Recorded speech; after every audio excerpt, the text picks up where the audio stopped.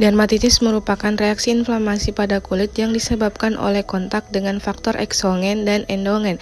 Faktor ekstrinsik dan intrinsik berupa iritan, kimia, fisik, dan biologis berperan penting pada penyakit ini. Dermatitis adalah penyakit kulit yang ditandai dengan peradangan pada kulit yang menunjukkan ciri-ciri seperti gatal, kemerahan, bersisik, dan melepuh.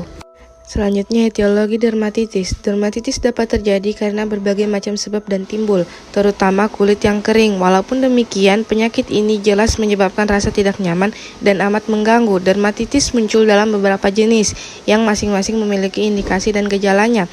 Penyebab dermatitis dapat berasal dari luar atau eksogen, misalnya bahan kimia seperti deterjen, asam basa, oli, dan semen. Sedangkan fisiknya itu sinar dan suhu. Mikroorganisme contohnya seperti bakteri dan jamur. Dapat pula dari dalam atau endogen, misalnya dermatitis atopik. Manifestasi klinis dermatitis. Tanda dan gejala dermatitis memiliki berbagai variasi, mulai dari kemerahan ringan dan hanya berlangsung sekejap sampai pada pembengkakan hebat dan kulit yang melepuh. Munculnya ruam terdiri dari lepukan kecil dan terasa gatal atau vesikel. Bila zat penyebab ruam tidak dipakai di dalam beberapa hari kemudian, kemerahan menghilang, lepuhan pecah dan mengeluarkan cairan membentuk keropen, selanjutnya mengering. Sisa-sisa sisik, gatal-gatal, dan penebalan kulit memiliki sifat sementara yang memiliki durasi harian ataupun mingguan. Klasifikasi dermatitis yaitu yang pertama dermatitis kontak, yang dimana dermatitis yang disebabkan oleh karena kontak eksternal yang menimbulkan fenomen sensitisasi atau toksik. Yang kedua itu dermatitis kontak iritan, yang dimana erupsi yang ditimbulkan apabila terpajan bahan-bahan yang bersifat iritan primer melalui jalur kerusakan yang non-imunologis. Yang ketiga itu dermatitis kontak alergi. Dermatitis kontak alergi merupakan respon alergi yang didapatkan apabila berkontak dengan bahan-bahan yang bersifat sensitif alergi. Yang keempat itu dermatitis atopik. Dermatitis atopik adalah kelainan kulit kronis yang sangat gatal. Umum dijumpai ditandai oleh kulit yang kering, inflamasi, dan eksedusi yang kambuh-kambuhan. Yang kelima itu neurodermatitis circumscripta. Neurodermatitis merupakan pembelaan kulit disertai gambaran relief kulit yang semakin nyata. Yang keenam itu dermatitis numularis, yang seperti dilihat seperti uang logam, terdiri atas eritema, edema, kadang-kadang ada vesikel, krusta atau papul. Yang ketujuh itu dermatitis statis. Dermatitis statis juga itu hipostasis yang merupakan salah satu jenis dermatitis varikosum. Sebab kuasa itu utamanya adalah insufisiensi vena. Yang ke-8 itu dermatitis autosensitisasi. Dermatitis merupakan dermatitis akut yang timbul pada tempat jauh dari fokus inflamasi lokal, sedangkan penyebabnya tidak berhubungan langsung dengan penyebab fokus inflamasi tersebut. Patofisiologi dermatitis. Patofisiologi penyakit dermatitis sangat bervariasi, tergantung pada jenis dan penyebabnya. Namun, pada dasarnya dermatitis terjadi akibat peradangan atau inflamasi pada kulit. Beberapa jenis dermatitis seperti dermatitis atopik memiliki patofisiologi yang lebih kompleks. Beberapa hal yang terjadi dalam patofisiologi dermatitis atopik yaitu yang pertama, defisiensi lapisan lipid kulit, di mana kulit penderita dermatitis atopik memiliki defisiensi pada lapisan lipid atau minyak yang terdapat di dalam kulit.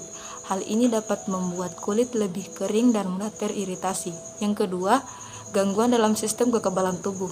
Penderita dermatitis atopik memiliki sistem kekebalan tubuh yang lebih sensitif terhadap alergi atau iritasi. Yang ketiga, perubahan dalam ekspresi genetik. Penderita dermatitis atopik memiliki perubahan dalam ekspresi genetik pada beberapa gen yang terkait dengan fungsi penghalang kulit dan sistem kekebalan tubuh. Yang keempat, infeksi. Infeksi bakteri, jamur, atau virus dapat memicu terjadinya peradangan pada kulit dan memperburuk dermatitis atopik. Pemeriksaan penunjang dermatitis. Ada beberapa pemeriksaan penunjang yang dapat dilakukan pada penderita dermatitis. Yang pertama, pemeriksaan kulit. Pemeriksaan kulit untuk melihat tanda-tanda dermatitis seperti kemerahan, bercak, kelepuhan, atau keringat berlebihan. Pemeriksaan kulit juga dapat membantu dokter menilai tingkat keparahan dermatitis. Yang kedua, tes alergi. Tes alergi dapat dilakukan dengan metode skin prick test, pap test, atau tes darah. Yang ketiga, kultur bakteri. Jika terdapat tanda-tanda infeksi pada kulit yang terkena dermatitis, dokter dapat melakukan kultur bakteri untuk menentukan jenis bakteri penyebab infeksi. Hasil kultur bakteri dapat membantu dokter memilih antibiotik yang tepat untuk mengobati infeksi. Yang keempat, biopsi kulit. Jika dokter membutuhkan informasi lebih lanjut tentang jenis dermatitis yang dialami penderita, dokter dapat melakukan biopsi kulit. Biopsi kulit adalah prosedur mengambil sampel jaringan kulit yang kemudian diperiksa di laboratorium. Yang kelima, pemeriksaan laboratorium. Yang pertama, pemeriksaan laboratorium darah, yaitu pemeriksaan Hb, leukosit, hitung jenis, trombosit, elektrolit, protein total, albumin, dan globulin. Yang kedua, pemeriksaan urin, yaitu pemeriksaan hispatologi. Yang keenam, pemeriksaan hispatologi.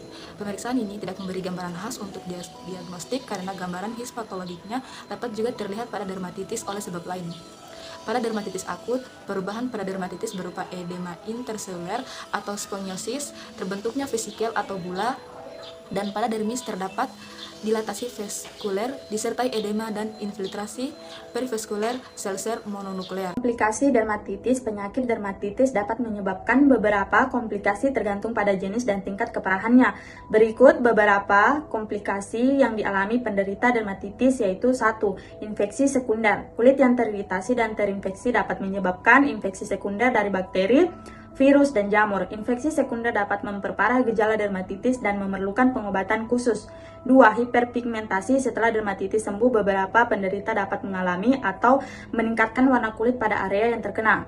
3. Scarring. Pada kasus dermatitis yang parah atau berulang-ulang, terutama pada jenis dermatitis kontak alergi atau toksik, dapat penyebab terbentuknya bekas luka atau scarring. 4. Gangguan psikologis. Dermatitis yang parah dapat memengaruhi kualitas hidup penderita, termaksud menimbulkan stres, depresi, atau kecemasan. Penata laksanaan dermatitis. Penata laksanaan dermatitis bergantung pada jenis dan tingkat keparahan penyakit.